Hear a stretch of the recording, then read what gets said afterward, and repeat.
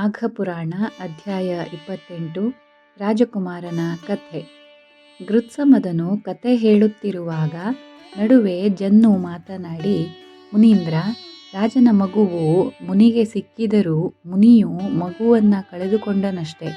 ಆದರೆ ಕಿರಿಯ ರಾಣಿಯನ್ನ ಕಳೆದುಕೊಂಡ ರಾಜನ ಗತಿ ಏನಾಯಿತು? ದಯವಿಟ್ಟು ತಿಳಿಸಿ, ನನಗೆ ಅದನ್ನು ತಿಳಿಯಲು ಆತುರವಾಗಿದೆ ಎಂದ. ಆಗ ಮುನೀಂದ್ರನು, ಜನ್ನು, ರಾಜನು ಬಹು ಎಚ್ಚರಿಕೆಯಿಂದ ಕಿರಿಯ ರಾಣಿಯನ್ನ ಕಾಪಾಡಿದ್ದನಲ್ಲವೇ? ಇದ್ದಕ್ಕಿದ್ದಂತೆ ಅವಳು ಒಂದು ದಿನ ಕಾಣೆಯಾದಾಗ ಅವನಿಗೆ ಸಿಡಿಲು ಬಡಿದಂತಾಯಿತು. 1000 ಚೇಳುಗಳು ಒಮ್ಮೆಲೆ ಕುಟುಕಿದಂತಾಯಿತು. ಬುದ್ಧಿ ಕೆಟ್ಟಂತಾಯಿತು. ಆದರೂ ಮನಸ್ಸನ್ನು ಸ್ಥಿಮಿತಕ್ಕೆ ತಂದುಕೊಂಡು ಕಿರಿಯ ರಾಣಿಯನ್ನ ಹುಡುಕಿ ಬರಲು 4 ದಿಕ್ಕುಗಳಿಗೂ ಸೇವಕರನ್ನಿಟ್ಟನು. ಅವನಿಗೆ ಎಷ್ಟೋ ದಿನ ನಿದ್ರೆಯೇ ಬರಲಿಲ್ಲ. ಅನ್ನಾಹಾರವನ್ನು ತೊರೆದ ಅವನು ಕಿರಿಯ ರಾಣಿಯ ಚಿಂತೆಯಿಂದ ಕೃಶನಾದನು. 4 ದಿಕ್ಕುಗಳಿಗೆ ಹೋಗಿದ್ದ ಸೇವಕರು ರಾಜನ ಚಿಕ್ಕ ಹೆಂಡತಿಯನ್ನ ಎಲ್ಲಿಯೂ ಕಾಣದೆ ಹಿಂದಿರುಗಿದನು. ರಾಜನು ವಿಷಯ ತಿಳಿದು ದಿಕ್ಕೆಟ್ಟನು. ಕಾಡಿನಲ್ಲಿ ರಾಜನ ಮಗು ಹರಿಧ್ಯಾನ ನಿರತನಾಗಿ ಪ್ರತಿನಿತ್ಯವೂ ತುಳಸಿ ಪೂಜೆ ಮಾಡುತ್ತಾ ಇರುತ್ತಿದ್ದನು. ಪೂರ್ವಜನ್ಮ ಸುಕೃತದಿಂದ ಅವನಿಗೆ ಹರಿಭಕ್ತಿ ಉಂಟಾಗಿತ್ತು. ಅವನು 6 ತಿಂಗಳ ಕಾಲ ಪೂಜೆ ಮಾಡುತ್ತಾ ಇದ್ದ. ಒಂದು ದಿನ ರಾಜಕುಮಾರನು ಹರಿಧ್ಯಾನ ನಿರತನಾಗಿರುವಾಗ ಅಶರೀರವಾಣಿಯಾಗಿ, ಮಗು ರಾಜಕುಮಾರ, ಇದೋ ಮಾಘ ಮಾಸ ಪ್ರಾಪ್ತವಾಗಿದೆ. ನೀನು ಸೂರ್ಯೋದಯ ಕಾಲದಲ್ಲಿ ಸರೋವರದಲ್ಲಿ ಸ್ನಾನ ಮಾಡಿ ಶ್ರೀಹರಿಯ ಪೂಜೆ ಮಾಡು. ಶ್ರೀಹರಿಯು ಪ್ರಸನ್ನನಾಗಿ ನಿನಗೆ ಒಲಿಯುವನು ಎಂದು ಹೇಳಿದ್ದು ಕೇಳಿಸಿತು. ರಾಜಕುಮಾರನು ಆ ಪುಣ್ಯಪ್ರದವಾದ ಮಾಘ ಮಾಸದಲ್ಲಿ ಪ್ರಾತಃ ಕಾಲದಲ್ಲಿ ಸೂರ್ಯೋದಯ ಸಮಯದಲ್ಲಿ ಶ್ರದ್ಧಾ ಭಕ್ತಿಗಳಿಂದ ಮಾಘ ಸ್ನಾನ ಮಾಡಿ ಫಲ ಪುಷ್ಪಗಳಿಂದ ತುಳಸಿಯಲ್ಲಿ ವಾಸವಾಗಿರುವ ಶ್ರೀಹರಿಯನ್ನ ಆರಾಧಿಸಿದ. ಇದೇ ರೀತಿ ಮಾಘ ಶುದ್ಧ ಚತುರ್ದಶಿಯವರೆಗೆ ಮಾಡುತ್ತಾ ಬಂದ. ಅಂದು ಶಂಖಚಕ್ರ ಗದಾಪಾಣಿಯಾದ ಪರಮಾತ್ಮನಾದ ಶ್ರೀಹರಿಯು ಪ್ರತ್ಯಕ್ಷನಾಗಿ ರಾಜಕುಮಾರನ ಮೈದಡವಿ, ವತ್ಸ, ನಿನ್ನ ಭಕ್ತಿಗೆ ಮೆಚ್ಚಿ ಬಂದಿದ್ದೇನೆ. ನಿನಗೇನು ವರ ಬೇಕೋ ಕೇಳಿಕೋ ಎಂದ. ರಾಜಕುಮಾರನು ಹರಿಭಕ್ತನಾಗಿ ಶ್ರೀಹರಿಯೇ ತನ್ನೆದುರು ಬಂದಾಗ ಇನ್ನೇನು ಕೇಳಿಯಾನು? ಅವನ ಸಾನ್ನಿಧ್ಯವನ್ನ ಕೋರಿದನು. ಆಗ ಶ್ರೀಹರಿಯು, ಮಗು, ನೀನಿನ್ನು ಬಾಳಿ ಬದುಕಬೇಕಾಗಿದೆ. ನಿನ್ನ ತಂದೆ ನಿನ್ನನ್ನು ಕಾಣದೆ ಪರಿತಪಿಸುತ್ತಿದ್ದಾನೆ. ಅವನ ರಾಜ್ಯವನ್ನು ನೀನು ಮುಂದೆ ಪರಿಪಾಲಿಸಬೇಕಾಗಿದೆ. ರಾಜ್ಯವನ್ನು ಆಳು. ನೀನು ಮಾಘ ಮಾಸದಲ್ಲಿ ಮಾಘ ವ್ರತವನ್ನಾಚರಿಸಿ ಅಂತ್ಯದಲ್ಲಿ ನನ್ನನ್ನು ಸೇರುವಿಯಂತೆ ಎಂದು ಹೇಳಿ ಅಂತರ್ಧಾನನಾದನು. ಶ್ರೀಹರಿಯ ಕರುಣೆಯಿಂದ ಬಾಲಕನು ಮುನಿಪುತ್ರನೊಬ್ಬನ ನೆರವಿನಿಂದ ತನ್ನ ತಂದೆಯ ಬಳಿಗೆ ಬಂದನು. ಮುನಿಪುತ್ರನು ಬಾಲಕನನ್ನ ರಾಜನಿಗೆ ಒಪ್ಪಿಸಿ ಅವನು ಹುಟ್ಟಿದ ಬಗೆ, ಇದುವರೆಗೆ ಬಾಳಿದ ರೀತಿ ಎಲ್ಲವನ್ನ ತಿಳಿಸಿದನು. ರಾಜನಿಗೆ ಮಗನನ್ನ ಕಂಡು ಪರಮಾನಂದವಾಯಿತು. ಗಂಡು ಮಕ್ಕಳಿಲ್ಲದ ಕೊರಗು ಅವನಿಂದ ದೂರವಾಯಿತು. ಕಾಲಕ್ರಮದಲ್ಲಿ ರಾಜನು ಮಗನಿಗೆ ಪಟ್ಟ ಕಟ್ಟಿ ತಾನು ಎಲ್ಲ ಹೆಂಡತಿಯರೊಂದಿಗೆ ವಾನಪ್ರಸ್ಥಾಶ್ರಮವನ್ನು ಸ್ವೀಕರಿಸಿದನು. ರಾಜಕುಮಾರನು ಉತ್ತಮ ಕುಲದಲ್ಲಿ ಹುಟ್ಟಿದ ಕನ್ಯೆಯನ್ನ ವಿವಾಹವಾಗಿ ಪ್ರಜಾನುರಾಗಿಯಾಗಿ ರಾಜ್ಯವಾಳಿದ. ಕೆಲ ದಿನಗಳಲ್ಲಿ ಅವನ ತಂದೆ ಅರಣ್ಯದಲ್ಲಿ ವಿಧಿವಶನಾದುದು ತಿಳಿಯಿತು. ರಾಜ ಸುಲಕ್ಷಣನ ಹೆಂಡತಿಯರೆಲ್ಲ ಅವನ ಚಿತೆಯೊಂದಿಗೆ ಸಹಗಮನ ಮಾಡಿದರು.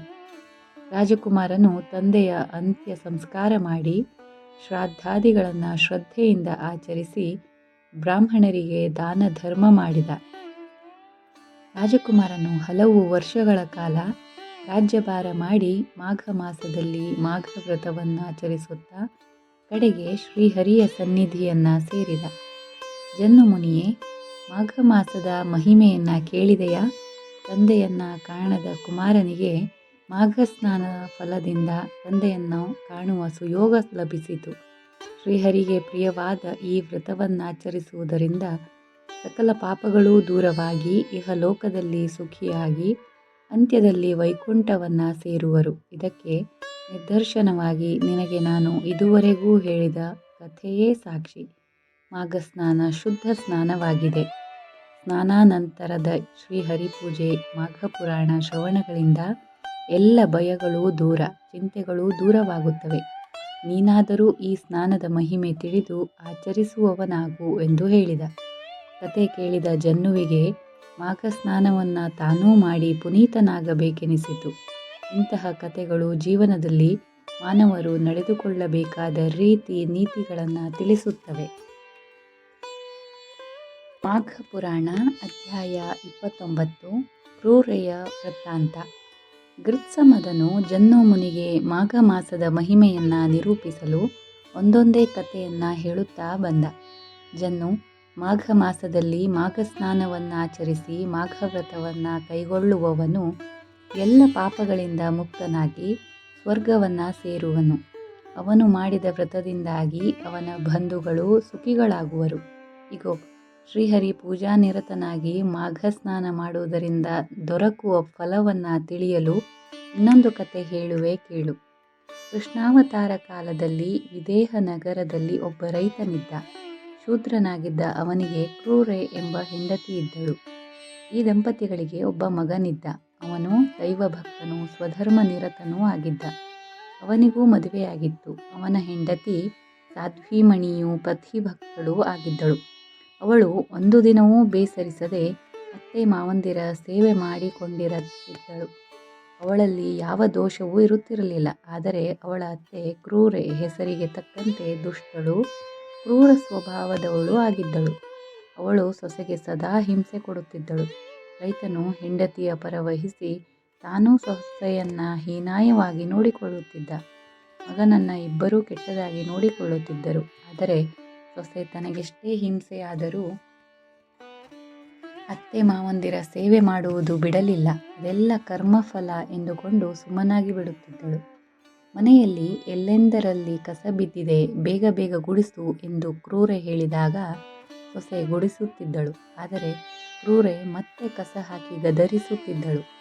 ಒಂದು ಬುಟ್ಟಿ ಬಟ್ಟೆ, ಒಂದು ಮಣ ಪಾತ್ರೆ ಇವನ್ನ ಶುದ್ಧಿ ಮಾಡಲು ತೊರೆ ಮಾಡುತ್ತಿದ್ದಳು. ಗಿಡಗಳಿಗೆ ನೀರುಣಿಸೆನ್ನುತ್ತಿದ್ದಳು. ಸ್ನಾನ ಮಾಡಿ ಬಂದಿದ್ದರೂ ಬಿಸಿ ನೀರು ಕಾಯಿಸಿಡು, ಸ್ನಾನ ಮಾಡಬೇಕು ಎನ್ನುತ್ತಿದ್ದಳು. ಕಾಲೊತ್ತು ಎನ್ನುವಳು, ರಾಗಿ ಬೀಸು ಎನ್ನುವಳು. ಒಂದೇ ಎರಡೆ ಮೈಕೈ ನೋವಾಗುವಷ್ಟು ಕೆಲಸ. ಸೊಸೆ ಊಟಕ್ಕೆ ಕುಳಿತಾಗಲೂ ಕ್ರೂರೆ ಒಂದು ಕೆಲಸ ಹೇಳುವಳು. ಅದನ್ನು ಮಾಡಿ ಮುಗಿಸಿಯೇ ಊಟ ಮಾಡೆನ್ನುತ್ತಿದ್ದಳು. ಮಾಡಿದ ಅಡಿಗೆ ಆರಿ ತಣ್ಣಗಾಗಿರುತ್ತಿತ್ತು. ಊಟ ಮಾಡಲು ಬೇಕಾಗುತ್ತಿರಲಿಲ್ಲ. ತನ್ನ ಹೆಂಡತಿಗೆ ತಾಯಿ ತಂದೆಯರು ದಿನವೂ ಹಿಂಸಿಸುತ್ತಿದ್ದದ್ದನ್ನು ಕಂಡು ಮಗ ರೋಸಿ ಹೋದ. ಒಂದು ದಿನ ಅವನು ಧೈರ್ಯವಾಗಿ ತನ್ನ ತಾಯಿಯಲ್ಲಿ, ಅಮ್ಮ, ನಾನು ಗಮನಿಸುತ್ತಿದ್ದೇನೆ, ನಿಮ್ಮ ಸೊಸೆ ನಿಮ್ಮ ಮೇಲಿನ ಭಕ್ತಿ ಗೌರವಗಳಿಂದ ಸೇವೆ ಮಾಡುತ್ತಲೇ ಇದ್ದಾಳೆ. ಆದರೂ ನೀನು ಅವಳನ್ನು ಗಾಣದೆತ್ತಿನಂತೆ ದುಡಿಸುತ್ತಾ ಹಿಂಸಿಸುತ್ತಿರುವೆ. ಅವಳು ಯಾವ ಅಪರಾಧವನ್ನೂ ಮಾಡಿಲ್ಲ. ವಿನಾಕಾರಣ ಅವಳ ಮೇಲೆ ಕೋಪಿಸಿಕೊಳ್ಳುತ್ತಾ ಹಿಂಸಿಸುತ್ತಿದ್ದಿ. ಇನ್ನು ಮೇಲೆ ಹೀಗೆ ಮಾಡಬೇಡ ಎಂದು ಹೇಳಿದ. ಆದರೆ ಕ್ರೂರೆ ತನ್ನ ಸ್ವಭಾವವನ್ನು ಬದಲಿಸಿಕೊಳ್ಳಲಿಲ್ಲ. ಮಗನನ್ನೇ ಜರಿಯತೊಡಗಿದಳು. ಏನೋ ಅವಿವೇಕಿ, ಹೆಂಡತಿಯನ್ನು ವಹಿಸಿಕೊಂಡು ಮಾತನಾಡುತ್ತಿ. ತಂದೆ ತಾಯಿಯರು ನಿನಗೆ ಆಗಲೇ ಬೇಡವಾದರೋ? ನಾನೇನೋ ಅವಳಿಗೆ ಹಿಂಸೆ ಕೊಟ್ಟಿರುವುದು? ತಿನ್ನುವುದಿಲ್ಲವೇ ದಿನ ಕೂಳು? ನಿನ್ನ ಕೆಲಸ ಮಾಡ ಹೋಗು ಎಂದು ಒಂದು ದೊಣ್ಣೆ ತೆಗೆದುಕೊಂಡು ಅವನನ್ನು ತಿಳಿಸಿದಳು. ಅವಳ ಮಗನಿಗೆ ಈ ದೌರ್ಜನ್ಯ ಸಹಿಸಿಕೊಳ್ಳಲಾಗಲಿಲ್ಲ. ತಾಯಿಯ ದುಷ್ಟ ಸ್ವಭಾವ ಅವನನ್ನು ಕಂಗೆಡಿಸಿತು. ತನ್ನನ್ನು ಹೊಡೆದಳಲ್ಲ ಎಂದು ಕೋಪವೂ ಬಂದಿತು. ಆದರೆ ಬುದ್ಧಿಯನ್ನು ಸ್ವಾಧೀನಕ್ಕೆ ತಂದುಕೊಂಡು, ತಾಯಿ ತಂದೆಯರು ಎಷ್ಟೇ ದುಷ್ಟರಿರಲಿ ಅವರನ್ನು ಅವಮಾನ ಮಾಡುವುದೋ ಯಾಳಿಸಿ ಮಾತನಾಡುವುದೋ ಮಕ್ಕಳಿಗೆ ಒಳ್ಳೆಯದು ಮಾಡುವುದಿಲ್ಲ. ತನ್ನ ಜನ್ಮಕ್ಕೆ ಕಾರಣಕರ್ತರಾದ ತಾಯಿ ತಂದೆಯರನ್ನು ಎದುರಿಸಿ ಮಾತನಾಡಲು ಅವನ ಮನಸ್ಸು ಒಪ್ಪಲಿಲ್ಲ. ಅಲ್ಲದೆ ತಾಯಿ ತಂದೆಯರು ದೇವರ ಸಮ, ಮಾತೃದೇವೋಭವ ಪಿತೃದೇವೋಭವ ಎಂದು ಶ್ರುತಿಗಳು ಸಾರುತ್ತಿವೆ. ಹಾಗೆಯೇ ಹೆಂಡತಿಯಾದವಳಿಗೆ ಗಂಡನೇ ದೈವ, ಪತಿಯೇ ಪ್ರತ್ಯಕ್ಷ ದೇವರು. ಹೀಗೆಂದು ಬಗೆದ ಅವನು ತನ್ನ ಹೆಂಡತಿಗೆ, ಹೇಗೋ ಸುಧಾರಿಸಿಕೊಂಡು ಹೋಗು, ಚಿಂತಿಸಬೇಡ, ಒಳ್ಳೆಯ ದಿನಗಳು ಬಂದೇ ಬರುತ್ತವೆ ಎಂದು ಸಮಾಧಾನಪಡಿಸಿದ. ಮಗನು ತನ್ನನ್ನು ಧಿಕ್ಕರಿಸಿ ಮಾತನಾಡಬೇಕಾದರೆ ಇದರಲ್ಲಿ ಸೊಸೆಯ ಕೈವಾಡವಿದೆ ಎಂದು ಭಾವಿಸಿದ ಕ್ರೂರೆ ಅವಳನ್ನು ಬಲವಾಗಿ ಹೊಡೆದು ಒಂದು ಕೋಣೆಯೊಳಗೆ ದಬ್ಬಿ ಬಾಗಿಲು ಹಾಕಿಕೊಂಡಳು. ಇದನ್ನು ಕಂಡ ಮಗನಿಗೆ ಭಾರೀ ನೋವಾಯಿತು. ಆದರೆ ತಾಯಿಯು ದುಷ್ಟ ಸ್ವಭಾವದಿಂದಾಗಿ ಏನೂ ಮಾಡಲು ತೋಚದೆ ಸುಮ್ಮನಾಗಿ ಬಿಟ್ಟನು. ಕ್ರೂರೆ ತನ್ನ ಸೊಸೆಗೆ 1 ವಾರ ಕಾಲ ಅನ್ನ ನೀರು ಕೊಡದೆ ಅವಳು ನರಳಲು ಬಿಟ್ಟಳು. ಮಗನ ಪ್ರಾರ್ಥನೆಗಾಗಲಿ ನೆರೆಹೊರೆಯವರ ಉಪದೇಶದ ಮಾತುಗಳಿಗಾಗಲಿ ಕ್ರೂರೆ ಕಿವಿಗೊಡಲಿಲ್ಲ. ಒಮ್ಮೆಯಾದರೂ ಸೊಸೆಯನ್ನ ಪ್ರೀತಿಯಿಂದ ಮಾತನಾಡಿಸಲಿಲ್ಲ. ಮಗನಿಗೂ ಅವಳೊಡನೆ ಮಾತನಾಡಲು ಬಿಡಲಿಲ್ಲ. ಸೊಸೆ ಒಂದು ದಿನ ಹಸಿವು ತಾಳಲಾರದೆ ಪ್ರಾಣ ತೊರೆದಳು. 10 ದಿನಗಳಾದ ಮೇಲೆ ಒಂದು ದಿನ ಮಗ ತನ್ನ ತಾಯಿಗೆ ತಿಳಿಯದಂತೆ ಗುಟ್ಟಾಗಿ ಬಾಗಿಲು ತೆರೆದು ನೋಡಿದ. ಅಲ್ಲಿ ತನ್ನ ಪ್ರೀತಿಯ ಹೆಂಡತಿ ಸಾವನ್ನಪ್ಪಿರುವುದು ಕಂಡುಬಂದಿತು. ಅದನ್ನು ನೋಡಿ ಸ್ತಂಭೀಭೂತನಾಗಿ ಮಗ ಮೂರ್ಛೆ ಹೋದ. ತುಸು ಹೊತ್ತಿನಲ್ಲಿ ಕ್ರೂರೆಯು ಮನೆಗೆ ಬಂದು ಸೊಸೆ ತೀರಿಕೊಂಡದ್ದನ್ನು ಗಮನಿಸಿ ಬಳಿಕ ಮಗ ಮೂರ್ಛಿತನಾಗಿರುವುದನ್ನು ಕಂಡು ದುಃಖಪಟ್ಟಳು.